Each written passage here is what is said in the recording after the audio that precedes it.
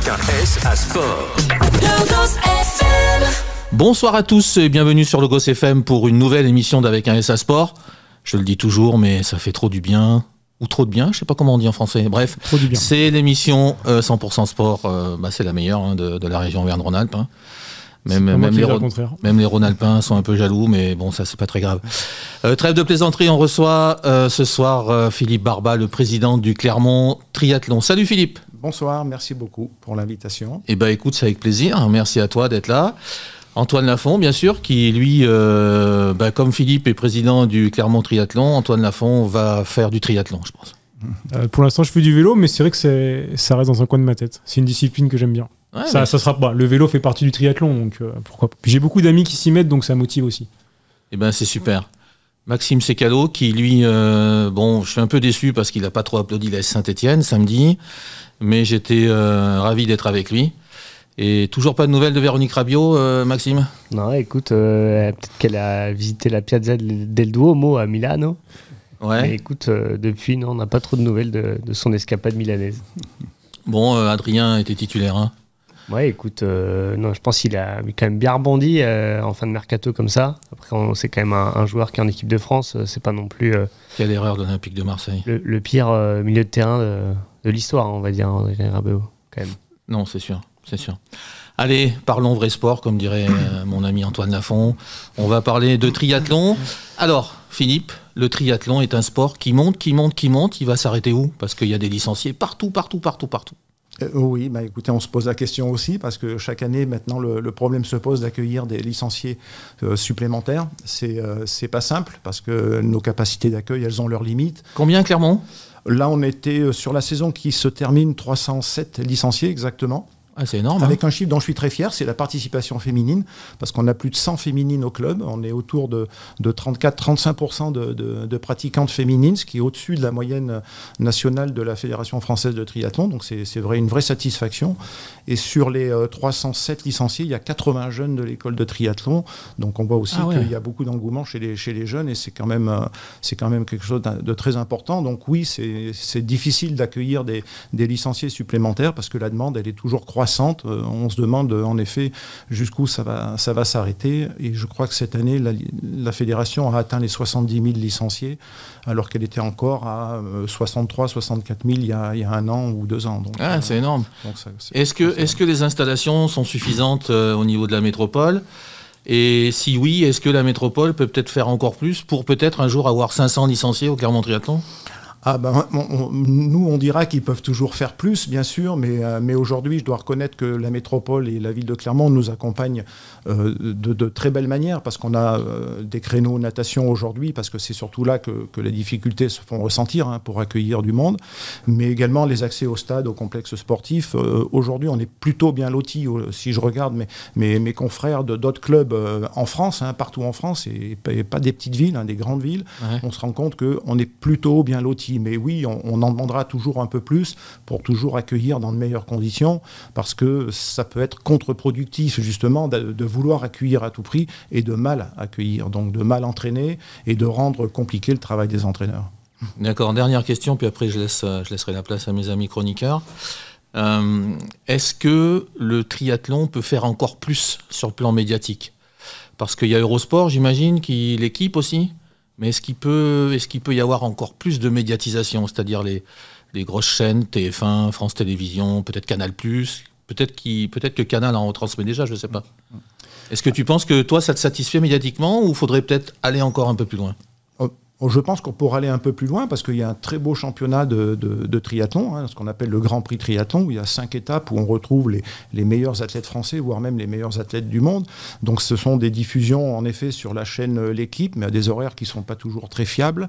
Et je pense que sur 5 étapes, une chaîne de grande audience pourrait se permettre de diffuser ces 5 étapes et proposer le triathlon à un plus grand public. On voit que ça fonctionne, on le voit sur les grands événements, on l'a vu aux Jeux Olympiques notamment, on l'a vu aux Jeux Européens il y a 4 ou 5 ans, qui d'ailleurs a été une rampe de lancement pour l'évolution du triathlon.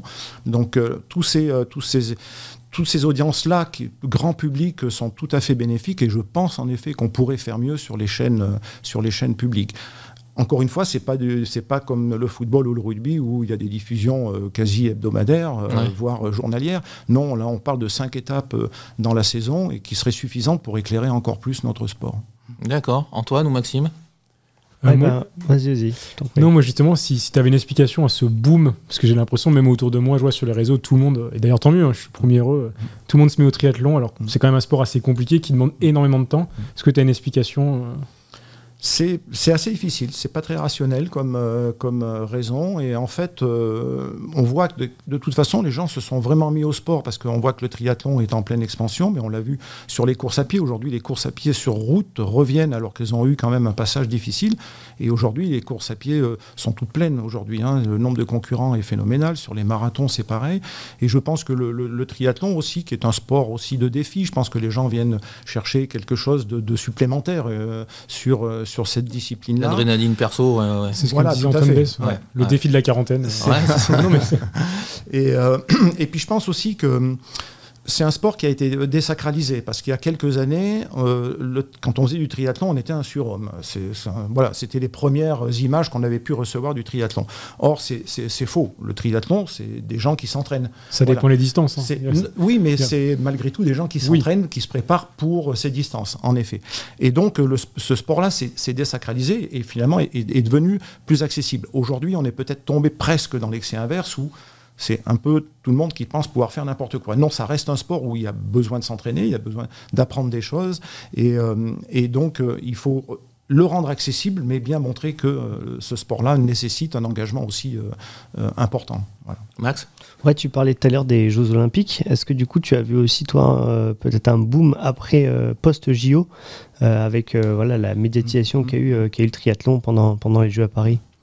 Alors, il y en a eu certainement un, mais on était tellement dans une courbe ascendante depuis 4 ans maintenant que finalement, on l'a pas réellement ressenti. Après, on a eu plus 30, plus 40% de demandes, mais c'est finalement ce qu'on avait déjà sur les années précédentes. On était en plein boom, donc on ne peut pas dire qu'on l'a réellement ressenti, mais l'impact a été certainement important, malgré tout. Donc, et les athlètes qui rejoignent le Clermont Triathlon, est-ce que c'est des athlètes peut-être qui pratiquent déjà une des 3 disciplines, qui se disent j'ai envie d'être plus complet, ou qui ont un peu cette curiosité de se dire qu'est-ce que je vaux en natation alors qu'en vélo je suis une bête.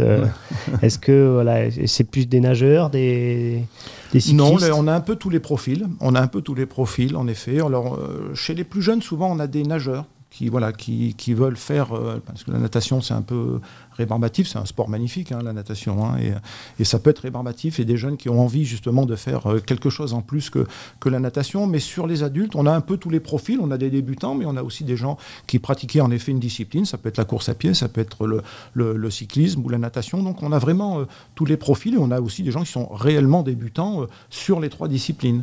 Donc il n'y a pas un profil type aujourd'hui. Il faut quand même avoir un certain niveau pour faire du triathlon, c'est-à-dire qu'il faut quand même avoir déjà un certain niveau de natation, et peut-être de vélo. La course à pied, entre guillemets, c'est plus du cardio qui peut... forcément avec c'est le juge de paix. Ouais, c'est ça. C'est là où tu termines. C'est là où tu mets tes dans la cartouche. Mais c'est sûr que si tu n'arrives pas à enchaîner une brasse, c'est un peu compliqué de se mettre au triathlon quand même. Ouais, alors disons qu'il faut un minimum, et nous on met toujours un prérequis pour pouvoir vraiment accéder au club et pouvoir commencer l'entraînement, c'est d'être capable de nager non-stop sur 5 ou 600 mètres, parce que quelqu'un qui n'est pas capable de faire 25 mètres en natation, ça va être compliqué, ou qui ne sait même pas nager. On n'a pas vocation, nous, à prendre des gens qui ne savent pas nager, leur apprendre à nager. Là, il y a des clubs de natation pour ça. Donc, il faut qu'il y ait vraiment ce minimum-là pour que la personne ait une certaine autonomie, à la fois pour nager, à la fois en vélo aussi, être capable de faire du vélo, de savoir évoluer sur la route, etc. Donc, toi, est-ce que tu as déjà eu le cas, par exemple, d'une personne qui, en vélo, pouvait enchaîner peut-être plus de 50 ou 100 bornes, alors qu'en natation c'était très limité, et malheureusement dire que ça va pas être facile de faire du triathlon, quoi. Oui, alors après si la personne a réellement la volonté, on sent qu'il y a vraiment un engagement de sa part pour progresser, il n'y a pas de souci, ça va le faire. Généralement un sportif, même si techniquement il ne sera jamais parfait en natation, il va malgré tout progresser, donc il y a toujours cette marge là de réussite pour quelqu'un qui débute en fait. De retour sur Logos FM, toujours en compagnie de Philippe Barba, le président du Clermont Triathlon, d'Antoine Lafont, qui a déjà négocié sa licence avec le président, et puis Maxime Secado, qui n'a toujours pas de nouvelles de Véronique Rabiot. Je peux dire que j'ai recoupé les citrons, Fabrice, il n'y a pas de souci. On va parler ensemble. On va parler du Real, avec plaisir. Donc Philippe, justement là, je le taquine un peu sur Véronique Rabiot. Le foot, il y a des descentes et des montées. Et au triathlon aussi, il y a des descentes, des montées. On parle de maintien. Explique-nous tout ça. Eh ben, en fait, il existe un championnat. Je vous ai parlé tout à l'heure du Grand Prix, donc c'est la première division. Il existe dans 2 sports, le triathlon et le duathlon. Ouais. Le duathlon, c'est course à pied, vélo, course à pied. Donc la natation est remplacée par une première course à pied. D'accord. Donc, ce sont 2 championnats différents qui évoluent sur 3 divisions. Division 1, 2 et 3. Et donc, nous avons aujourd'hui nos 2 équipes, féminines et masculines, qui sont présentes en division 2 de duathlon. C'est bien. Les filles sont déjà dans cette D2 depuis 5 ou 6 ans et les garçons avaient accédé à la D2 il y a à peu près 3 ans maintenant. Ça doit être leur 3e saison. D'accord. Et donc ce sont des poules de 16 équipes et donc le maintien doit être assuré en finissant dans les 13 premiers. Voilà. Donc les 3 premiers montent en D1, les 3 derniers descendent en D3. Et là, la saison s'est terminée il y a quelques jours pour la D2 et nos filles ont pris la 5e place au classement général en D2. Félicitations. Donc, elles ont fait une très très belle performance. Elles ont fait une très belle saison, aussi bien sur la D2 duathlon que sur la D3 triathlon. Je vous expliquerai rapidement la D3. Ouais. Et les garçons, eux, ont pris la 13e place, la première place non relégable. Ils ont eu une année un peu plus difficile parce que ce sont des amateurs. C'est amateurs dans le sens où les disponibilités ne sont pas toujours celles que l'on voudrait. Les étapes sont loin. C'est pratiquement tout dans le nord de la France, les épreuves. Donc, ils n'ont pas pu constituer l'équipe la plus performante qu'on aurait souhaité à chaque fois. Donc voilà. Mais ils ont assuré l'essentiel. Donc on va repartir pour 2026 motivés à fond. Ouais. Et on a également fait la D3 de triathlon où là c'est différent. C'est un sélectif régional, ensuite un sélectif quart sud-est et une finale nationale. Et les garçons aussi n'ont pas pu passer le premier tour. Là aussi parce qu'il y a eu le même jour une D2 et une D3. Donc on n'a pas pu constituer 2 équipes suffisamment performantes. En revanche, les filles ont réussi leur coup. Elles se sont qualifiées pour la sélection sud-est et se sont qualifiées en finale. La finale avait lieu hier et elles ont pris là aussi la 13e place sur cette finale, sur 19 équipes. Et là, on est sur le meilleur niveau national en D3. D'accord, Voilà. c'est bien, les filles sont performantes. Elles ont fait une très belle saison, oui. Vraiment, on est content. Ouais. Elles ont fait une très belle saison. Ouais, c'est bien. Est-ce que tu sais combien il y a de clubs en France de triathlon ? Il y a un petit peu plus de 1000 clubs, un peu plus de 1000 clubs. Même. Donc pour 70 000 licenciés, ça fait à peu près 70 licenciés par club. Donc quand je parlais de 300 licenciés au Clermont Triathlon, ça situe le nombre de licenciés. Il y a j'imagine, les clubs les plus costauds, c'est dans les grandes agglomérations, non ? Alors il y a Poissy ici, enfin c'est des équipes historiquement les plus fortes qui ont des budgets parce qu'aujourd'hui avoir de l'argent dans le triathlon c'est pas simple. Faire venir des athlètes professionnels, il n'y en a déjà pas beaucoup d'athlètes professionnels, mais très haut niveau, c'est très difficile. Donc ça tourne toujours autour des mêmes clubs aujourd'hui pour se maintenir au plus haut niveau. Antoine, Maxime ? Ouais, tu parlais de 300, à peu près 300 licenciés comparé à 70.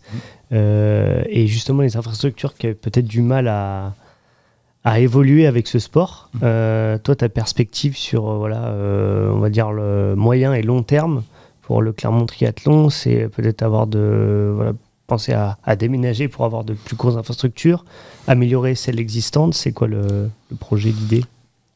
En fait, on n'a pas vraiment d'objectif. Aujourd'hui, on est dans notre métropole. Il y a des infrastructures sportives qui sont relativement importantes. Aujourd'hui, on exploite au mieux ce qui existe. On n'a pas la prétention d'aller faire plus grand. Encore une fois, on est très très bien lotis sur ce qui nous est proposé. Donc, si on peut continuer à augmenter un petit peu notre capacité d'accueil, tant mieux. Ça passera par des créneaux supplémentaires, mais on sait qu'à un moment donné, les infrastructures ne sont pas extensibles. Idéalement, il faudrait aujourd'hui un bassin supplémentaire sur la région clermontoise du niveau de Coubertin ou de Chamalières. Et là, on pourrait avoir vraiment un bassin nautique qui serait vraiment dédié aux associations sportives et qui pourrait permettre alors là un éventail beaucoup plus large et nous permettrait encore de nous développer. C'est le moment de demander, c'est bientôt les élections municipales. J'en profite. Bon, si vous entendez à la métropole. Ils ont déjà fait il y a des pistes cyclables, peut-être qu'il y aura d'autres bassins. Exactement.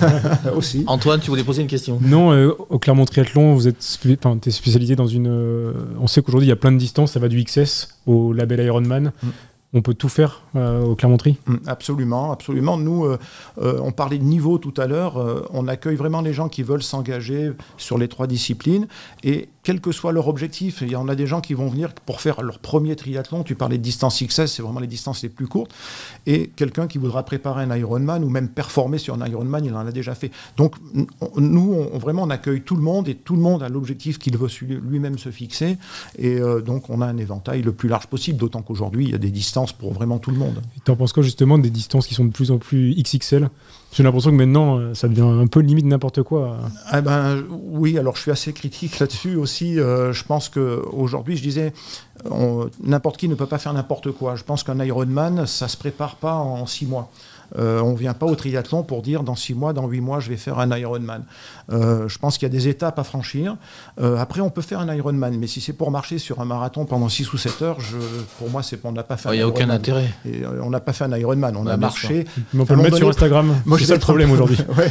Je vais être un petit peu raide, mais pour moi, marcher 6 heures ou 7 heures, c'est pas du courage, c'est juste de la patience, en fait. Vous voyez ce que je veux dire? Je la garde celle-là. Donc j'exagère un petit peu, mais en tout cas, je pense qu'il faut passer des étapes malgré tout. On vient découvrir le triathlon, il faut s'apprendre à enchaîner les disciplines. On passe de sport porté à un sport non porté sur la course à pied. Les traumatismes musculaires sont importants. Donc il faut vraiment l'apprendre, ça, et passer par des distances. Et justement, le triathlon a très bien agencé les choses. Il y a des distances progressives qui peuvent permettre de franchir des étapes. Et puis après, lorsqu'on a vraiment fait le travail à entraînement, on peut en effet se permettre d'aller faire un Ironman. Il y a une section handi, j'imagine, handisport, et puis les jeunes aussi, il doit y avoir de bons jeunes là, pour la relève. Oui, alors notre école de triathlon, elle est labellisée 3 étoiles. Avec des éducateurs, je crois que tu m'avais dit. Oui, on a 2 salariés au club qui sont entraîneurs professionnels. Et on a une école de triathlon donc, qui est labellisée 3 étoiles sur une échelle de 3 étoiles. Donc on a le plus haut niveau de labellisation. Bravo, Monsieur le Président. Il n'y a que 30 clubs en France qui l'ont, donc on est très fiers de cette labellisation. Et notre objectif, oui, c'est vraiment de faire en sorte que ces jeunes continuent leur sport chez nous et continuent à développer leur capacité, en parallèle bien sûr de leur scolarité. Et on a aujourd'hui sur les 3 disciplines, aquathlon, duathlon et triathlon, des sélectifs jeunes tous les ans. Donc on fait en sorte qu'on ait le maximum de nos jeunes qui aillent participer à ces sélectifs pour être qualifiés pour les finales des championnats de France. Donc il y a des quotas. Et cette année, on a réussi à qualifier 5 jeunes en duathlon, 4 jeunes en duathlon, 5 en triathlon et 8 en aquathlon. Voilà. Avec de jolies performances. Une jeune fille qui a terminé 4e en Benjamin sur les aquathlons, Lana Mazzotti, et Jules Desarméniens qui a fini 19e en aquathlon sur les 80 meilleurs jeunes de France quand même. C'est bien. Très belle perf. Et ce même Jules qui également a fait 28e en minime en triathlon. Donc ce sont des très belles performances. Max ? Ouais, par rapport au triathlon, donc toi... Attends, peut-être tu voulais finir sur les handis. Oui, absolument. Mais handis, tu avais lancé dessus, évidemment. Oui, ouais. Alors, le paratriathlon, c'est quelque chose qui nous tient vraiment à cœur. Petit coucou Antoine Besse, évidemment.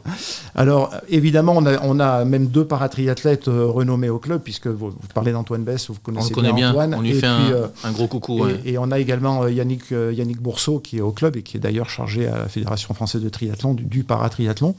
Et c'est vrai que le paratriathlon, c'est quelque chose vers lequel on voulait aller, mais parce qu'on a une fédération qui la soutient énormément, mais on ne savait pas vraiment comment s'engager dans le paratriathlon. Et en fait, on a eu une demande un jour d'une personne en fauteuil et qui a souhaité faire du paratriathlon. Et là, on s'est jeté corps et âme dans ce projet. Et aujourd'hui, on a 2 athlètes fauteuil, donc c'est très exigeant, parce que ça veut dire que c'est du handbike, donc c'est du vélo avec les bras. C'est la course à pied, c'est du fauteuil, donc c'est extrêmement exigeant, mais ça nous a permis, nous, vraiment de nous remettre en question sur notre capacité à accueillir des personnes en situation de handicap. Aujourd'hui, l'un des 2 salariés est vraiment spécialisé sur le paratriathlon. Il fait des formations exprès justement pour accueillir les personnes en situation de handicap. Donc c'est un beau projet qui est en train de se développer et on a une personne déficiente visuelle qui a commencé avec nous là depuis quelques semaines et qui semble ravie de l'essai qu'elle a pu faire avec un guide. Il faut apprendre à courir avec un guide, à nager avec un guide. Voilà. Donc on est vraiment très très heureux de pouvoir démarrer cette section paratriathlon et on espère vraiment pouvoir continuer à la développer. Donc ta question, tu la poseras dans la 3e partie, cher ami. Avec plaisir. Parce qu'il ne me reste plus que 10 secondes. Je garde ça dans ma besace, Fabrice. Exactement. De retour sur le Goss FM avec Philippe Barba, le président du Clermont Triathlon. Antoine Lafont qui va faire du triathlon, je pense que demain c'est parti, demain matin officiellement. 2027. Ah, 2027. Encore une année de vélo mais j'en ferai. Médaille d'or à Los Angeles ou pas? Non, je laisse ça, mais Je suis déçu. je laisse ça à Madame C'est Beaugrand jouable, qui fera mieux que moi. S'il attaque un an avant, c'est jouable. Mais Antoine, il a la santé. Ouais, non, ouais. mais sérieusement. Non, mais Il c'est un peut- sport il qui peut- m'attire, honnêtement. Il est déjà affûté. Hein. Mais tant mieux, il est déjà affûté. Ouais. Et c'est fin de saison. Donc Maxime, qu'est-ce que tu voulais nous dire? Je t'ai coupé. Bah tout à déjà, l'heure. je voulais juste féliciter Monsieur Bess, on en parlait, mais pour l'échappée Michelin, 400 km entre Paris et Clermont, où il a franchi la ligne d'arrivée en tête. Il Donc arrive à voilà, l'heure de l'apéro. c'est ça. Et record de l'épreuve battue. Donc Ah, mais c'est félicitations une à lui, machine. hein. Et vent de Genre, face, voilà. et vent de face, je crois. Hein. Ouais, Ça, c'est sur ça. 400 bornes, ça a son Et importance. en autonomie, hein. Tu fais 400 bornes en autonomie, Ah ouais. non, c'est impressionnant. C'est une machine. Donc bravo à lui, on en parlait. Et puis, oui, donc Philippe, moi je voulais savoir, toi, ton histoire avec le triathlon, donc président évidemment, mais comment on arrive président du Clermont Triathlon? Alors, déjà qu'on vient au triathlon, moi ça fait 35 ans maintenant. Et en Que fait, tu pratiques. Que je pratique. Et donc j'étais basketteur en fait auparavant. Et en fait j'avais découvert le triathlon à la télévision, comme beaucoup de gens, avec les images de Nice en 83 ou 84. Et ça m'attirait toujours plus ou moins. Et puis un jour, j'ai dit, allez, je vais faire du triathlon. Alors pour le coup, j'étais pas un très bon nageur.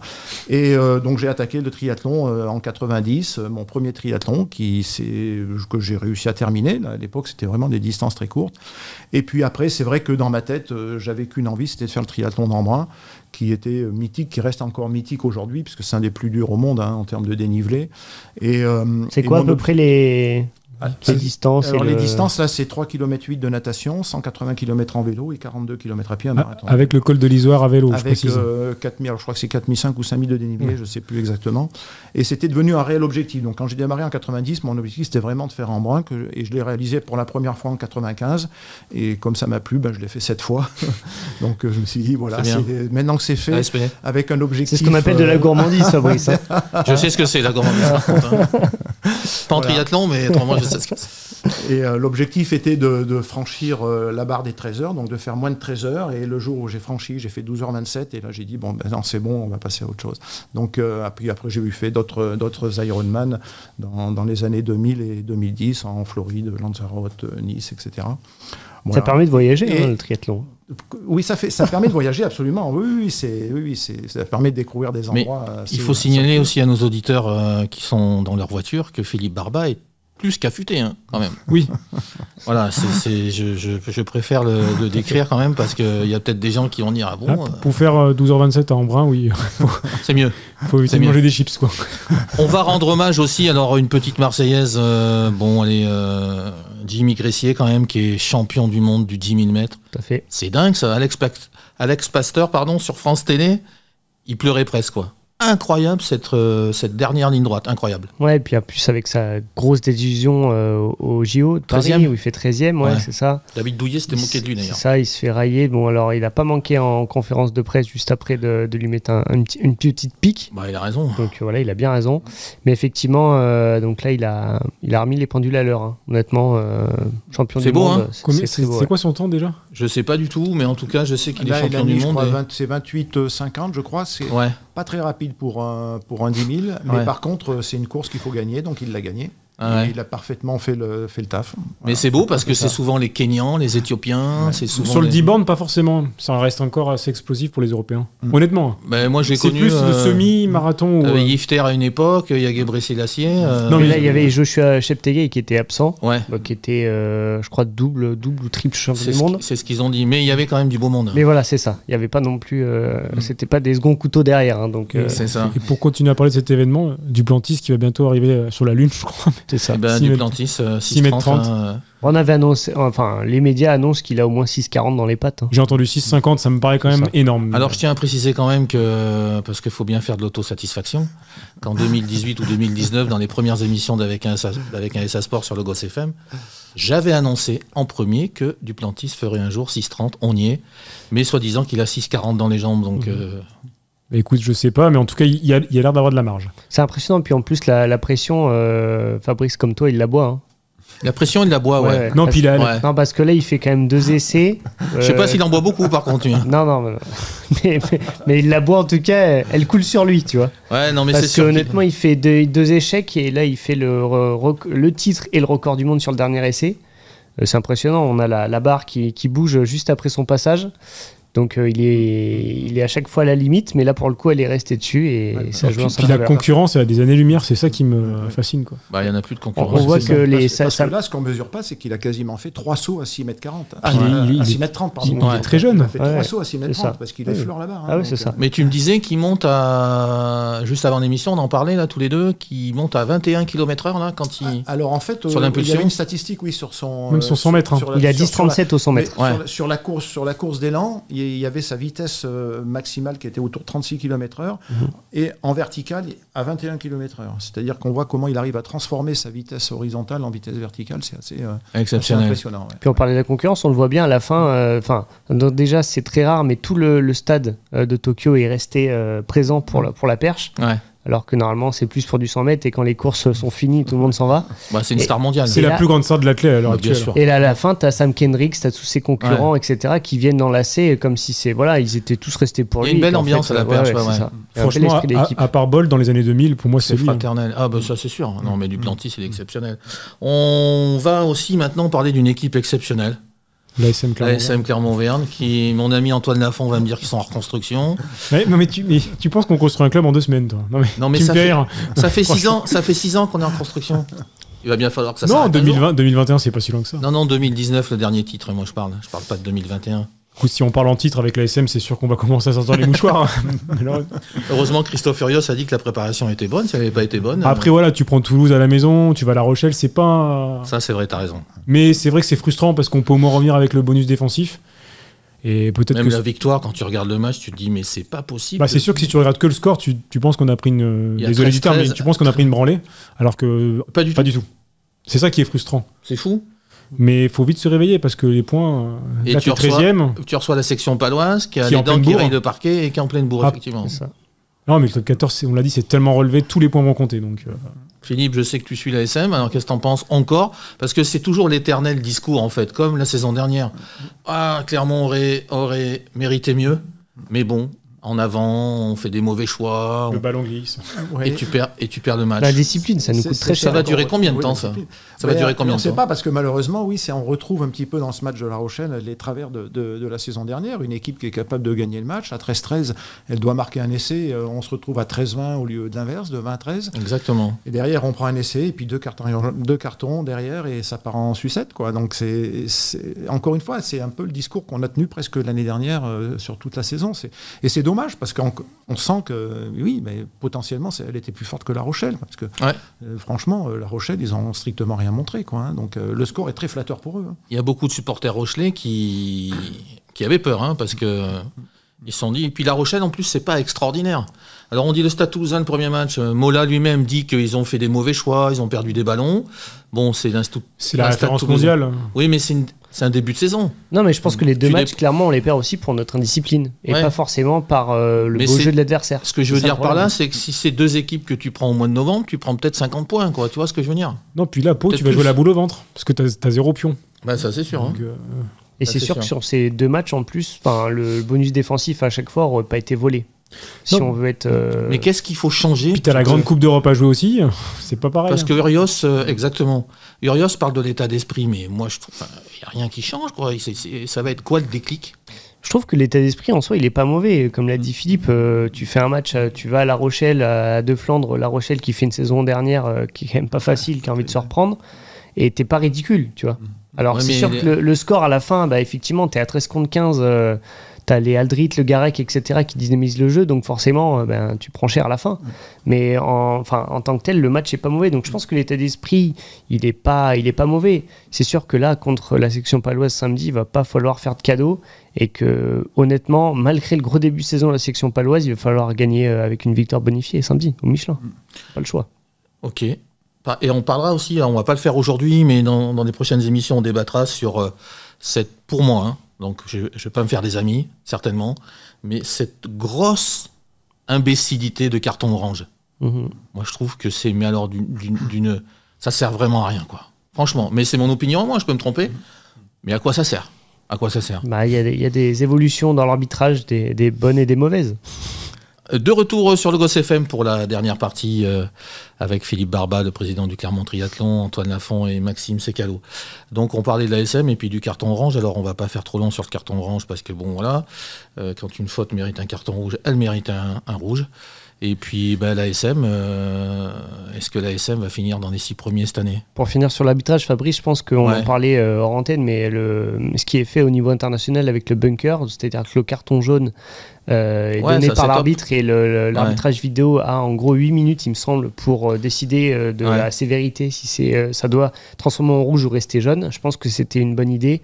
Là, je pense que comme tu l'as dit, s'ils font le carton bleu, le carton orange, après l'arbitre va jouer aux cartes Pokémon, quoi. Et là, en fait, il faut rester focus et je pense qu'il faut rester aussi près des joueurs. Antoine? Et l'année dernière, j'étais le premier à dire que l'ASM serait dans les 6. Personne ne m'a cru, mais bon. Mais cette année, non, on n'y sera pas. Honnêtement, j'avais du mal à te croire.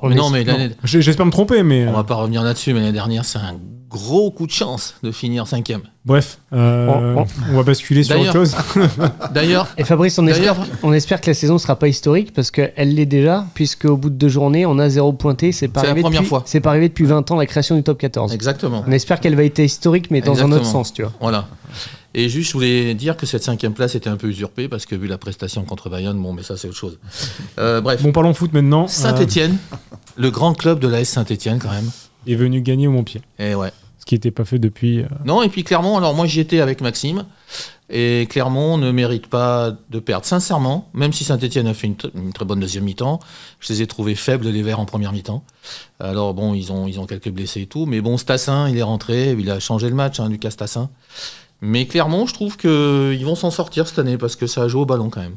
Et il y avait aussi un Gabriel Montpied à guichet fermé. Alors, des fois, on se sentait plus à Geoffroy Guichard que Gabriel Montpied. Ouais, ils ont avec, fait je pense que pas loin de 2000 Stéphanois qui étaient présents. Donc, une belle ambiance. C'est vrai que malheureusement, les matchs du Clermont Foot, là, on a un peu l'impression d'être copie conforme la saison dernière. C'est-à-dire qu'on fait une belle première mi-temps, on ouvre le score. Et en fait, deuxième mi-temps, on se fait égaliser trop tôt. Puis après, on recule trop. C'est trop tôt, on recule frein derrière. Et puis... Voilà, Saint-Étienne avait de belles armes offensives, comme tu l'as dit, avec Stassin, qui n'a pas sa place en Ligue 2. Non, il n'a rien à faire en Ligue 2. Mais effectivement, c'est dommage. On a quand même un bon gardien, on a des beaux éléments chez nous, mais on a peut-être aussi des fois trop cette pression qui fait que là, on était encore invaincu. On avait fait victoire, match nul. Ouais. C'est dommage parce qu'on était sur un concurrent, alors pas direct, mais on aurait pu mieux faire et au moins avoir le nul. Antoine, t'en penses quoi, toi, de la saison du Clermont Foot 63 ? Pour l'instant, ça va pas mieux que l'année dernière. Ouais. Et je pense qu'on va mieux finir. Ouais. Après, honnêtement, la Ligue 2, ça va tellement vite. Mais je pense qu'on va... je vois bien un milieu de tableau. Fade. Le ventre mou. Ouais, le ventre mou, honnêtement. Ok, je viens de recevoir... Fabrice, c'est pas une dédicace pour toi. Je viens de recevoir un texto de Pablo Longoria qui me certifie que Marseille va gagner au Real Madrid demain. C'est vrai, ça, ou pas ? Écoute, Mbappé a provoqué. Mbappé, il a dit je marque beaucoup contre Marseille. J'ai vu en 2009 un coup franc de Cristiano Ronaldo contre l'Olympique de Marseille. Bon, Cristiano Ronaldo n'est plus là, donc j'espère que déjà on prendra pas un coup franc. Toi qui es supporter de l'OM, j'espère que ça va bien se passer quand même. Écoute, déjà très heureux de retrouver l'Olympique de Marseille dans la plus belle des compétitions européennes, Fabrice. C'est vrai. Après, Liverpool, le Real Madrid, on se connaît cette nouvelle formule de Ligue des Champions qui est pas facile. On sait qu'il y a plein de surprises. On a vu le Stade Brestois qui avait fait un très bon classement et le PSG qui avait fait un classement horrible. Et finalement, ils ont été champions. Donc, tout est permis dans cette Ligue des Champions, nouvelle formule, Fabrice. Tout est permis, effectivement. Je voudrais juste aussi signaler que notre ami Neymar a dit que les terrains synthétiques, c'est de la merde parce qu'il s'est fait une entorse. Et lui, par contre, il va falloir qu'il arrête d'aller en boîte de nuit. Ça ira beaucoup mieux. Ouais. L'Allemagne est championne... La cheville est en cristal, Fabrice. Exactement. Bon, il y a longtemps qu'elle est en cristal. L'Allemagne est championne d'Europe de basket parce qu'ils ont une super équipe avec Denis Schroeder, les frères Wagner qui jouent en NBA. Et donc, ils ont battu la Turquie, mais ça a été compliqué. Mais enfin, ils ont été champions du monde. Et maintenant, ils sont champions d'Europe. Je sais que tu es un ancien joueur de basket. L'Allemagne monte vraiment dans la hiérarchie mondiale du basket. Oui, visiblement, ils ont fait un très beau championnat. Et malheureusement, nos Français sont passés un petit peu à côté là, cette année. Et qu'est-ce que tu en penses, toi, que Rudy Gobert, Wembanyama, ils sont restés aux États-Unis, alors que d'autres joueurs qui jouent en NBA sont venus quand même faire l'Euro? Oui, alors là, c'est des choix que je m'explique pas trop, mais après, bon, ils ont certainement des raisons, mais je trouve que c'est dommage, évidemment, quand on a des joueurs parce qu'avec Wembanyama, t'es peut-être champion d'Europe, par exemple. Je pense quand même, même Rudy Gobert, je pense que tu passes la Géorgie incontournable pour l'équipe de France. C'est vraiment dommage. C'est sûr. C'est dommage. Je pense que Wembanyama, avec la saison un peu noire qu'il a subie la saison dernière, il a envie, je pense, de faire bonne impression. Je pense que sa priorité, on l'a vu, c'est d'être champion NBA. Il sait que l'équipe de France, il est jeune, il y aura d'autres championnats du monde, il y en aura d'autres. Donc peut-être que sa prio maintenant, c'est de performer en NBA et on peut le comprendre aussi. Bah, c'est sûr, non mais ça c'est sûr. Moi je connais le futur champion du monde de cyclisme, Antoine Lafontois, qui est notre spécialiste. Dis-moi pas. Il s'appelle Paul Sexas. Je veux dire, il est slovène, non? Non, il est français, il s'appelle Paul Sexas. Un jour, oui, il l'aura. Il est jeune. Mais pas un jour, là. Est-ce qu'à 19 ans, Paul Sexas peut être champion du monde? C'est une course de 260 bornes, plus de 4000 mètres de dénivelé. Ouais. Franchement, je le souhaite, mais pour moi, il va griller Pogacar. Mais je suis déjà étonné que Thomas Voeckler le sélectionne, honnêtement. Pour moi, mais plus sérieusement, je trouve ça super. Ouais, ça l'encourage, moi, je trouve. Ouais, c'est cool. Et puis, c'est aussi pour l'avenir qu'il apprenne des leaders comme Julien Alaphilippe. C'est cool. Mais c'est normal, il y a eu le Tour de l'Avenir, Antoine. Ouais, mais le Tour de l'Avenir, c'est pour les espoirs. Après, c'est très bien qu'il l'ait gagné. Mais, il l'a gagné apparemment à 85-90%, il a dit. Ouais, mais c'est peut-être quelqu'un. Non, mais c'est vrai que c'était chaud. C'était chaud au début face à Jarno Wilder, qui est aussi un grand espoir belge. Mais c'est sûr que c'est l'avenir. Après, il faut pas trop le cramer non plus et pas lui mettre trop de pression. C'est souvent le problème en France. On attend le successeur de Banarino, donc. Ça. Si on avait écouté. Je vois en tennis le nombre de successeurs de Noah que j'ai entendu parler. Ah bah tu dis dans mes pensées. Donc il y a eu Thibaut Pinot, il y en a eu pas mal de successeurs. Il faut le laisser grandir. Bon, les amis, on a déjà eu Paul Ferrand-Prévot, successeur de Gianni Longo. C'est vrai. Soyons pas trop gourmands quand même. Bah non, mais ça c'est sûr. Mais c'est vrai que ça c'est le problème en France. Les journalistes, si on les avait écoutés, Gasquet aurait 7 ou 8 titres du Grand Chelem, Gaël Monfils aussi. Non mais il fait 10 du Dauphiné quand moi je galère en UFOLEP, donc non, respect à 18 ans. Ouais, non mais c'est sûr. On va terminer cette émission avec Philippe Barba. Donc Philippe, qu'est-ce qu'on peut souhaiter au Clermont Triathlon ? Eh ben, écoutez, de continuer à se développer, continuer à avoir ces équipes qui évoluent dans les championnats nationaux, voir nos jeunes continuer à grandir avec nous, parce que c'est notre relève, c'est ce qu'on aime, voir notre section aussi paratriathlon continuer à se développer, et puis que les gens se sentent bien chez nous. Voilà, c'est le plus important aujourd'hui, que les gens fassent du sport et se retrouvent ici dans notre club pour faire ce qu'ils aiment et retrouver un environnement qui leur plaît. Voilà. Et donc, tant que j'y pense, avant de laisser la parole à Max, faut demander tout de suite une piscine, parce que c'est les élections municipales, on en a parlé tout à l'heure, mais j'y reviens. Donc, c'est là maintenant, parce que là, il va y avoir toutes les promesses du monde. Là, donc, il y a 307 électeurs. 307 voix en plus. Là. Je pense que ça intéresserait d'ailleurs tous les clubs de natation de la métropole. Donc, oui, évidemment, c'est sûr qu'un bassin qui serait dédié aux associations sportives clermontoises, ça serait formidable. Mais bon, ouais. On sait ce que peut coûter un bassin nautique. Bah oui, j'imagine. Maxime, c'est cadeau. Pour terminer, on avait parlé des illusions tout à l'heure de Jimmy Gressier. Je voulais quand même donner un peu de force à Yann Choussinan, qui Je voulais en parler, mais tu as bien fait. Une petite déception pour ces championnats. Ouais. Et donc, comme quoi Jimmy Gressier avait fait 13e au JO, il est champion du monde là. Donc, tu vois, là, il fait 14e. Peut-être qu'au prochain, Yann, on croit en toi et baisse pas les bras. Non, mais Yann Chaussinan est un super athlète. On l'embrasse. Moi, je le connais bien. On l'a reçu. Et je l'ai vu plusieurs fois. Je l'ai interviewé. C'est quelqu'un qui a la tête sur les épaules, qui est très costaud, qui est motivé, qui pense à Los Angeles. Mais à mon avis, je pense qu'il sera champion du monde avant Los Angeles. Donc voilà, après, ça peut arriver.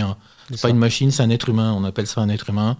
Avec des coups de moins bien. Et il faut aussi donner de la force, parce qu'on parle ici aussi des podiums et des premiers, mais il faut aussi parler des personnes dans l'ombre qui travaillent. Exactement. Donc 2 résultats, le hand de Cournon qui a encore gagné contre Cherbourg 30-27, ils sont 3e, même nombre de points que les premiers bien sûr, donc le hand de Cournon explose tout. Et puis le derby de Fédéral 2 en rugby, Cournon a battu Rion 24-21. Ça c'était chaud, c'était bouillant. À signaler. Ça devait être bouillant, ouais, ça devait être bouillant. Voilà, c'est terminé. Merci Philippe Barba d'être venu. Merci à vous. Dans le studio de Logos FM. Et n'oubliez pas que vous pouvez nous retrouver en replay et en podcast sur notre chaîne YouTube et sur nos réseaux sociaux. À la semaine prochaine sur Logos FM. Au revoir. avec un S à sport. Purdos FM.